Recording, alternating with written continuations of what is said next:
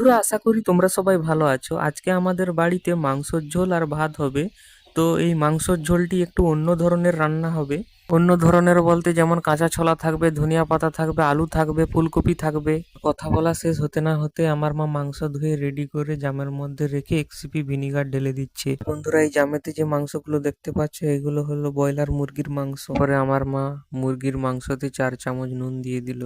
চামচ নুন দেওয়ার পরে 2 চামচ হলুদ গুঁড়ি, তারপরে একটুখানি সর্ষে তেল দিয়ে দিতে হবে। তারপরে এই মাংসগুলোকে ভালো করে মাখিয়ে নিতে হবে 2 থেকে 3 মিনিট পর্যন্ত। মাংস মাখানো হয়ে গেলে ঢাকা দিয়ে দিতে হবে 15 মিনিট পর্যন্ত।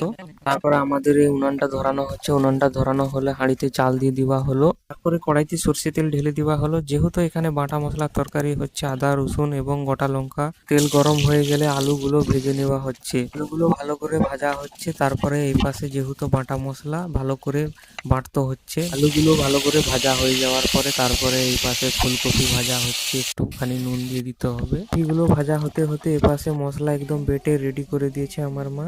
আর এ পাশে কুচানো পেঁয়াজ আছে।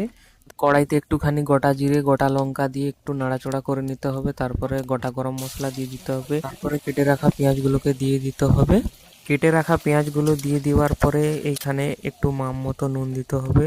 তারপরে একটু নাড়াচড়া করতে হবে। পরে বেটে রাখা মশলাটা যে ছিল ওটা দিয়ে দিতে হবে। বাটা মশলা দেওয়া হয়ে গেলে তারপর একটু হলুদ গুঁড়ি দিয়ে নাড়াচড়া করে নিতে হবে। প্রথমে টমেটোর কথা বলতে তো ভুলে গেছি, এখানে টমেটো দিয়ে দিতে হবে, কাঁচা ছোলা দিয়ে দিতে হবে, একটু নাড়াচড়া করে নিতে হবে।